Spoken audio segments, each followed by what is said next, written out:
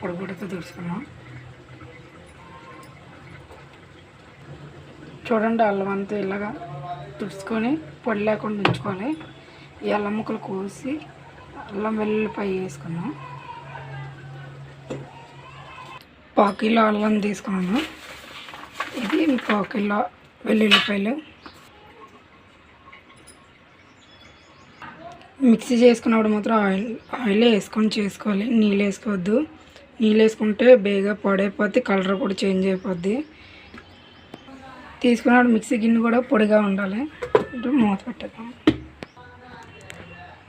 ఇలా చేసుకున్నాం. మిక్సీ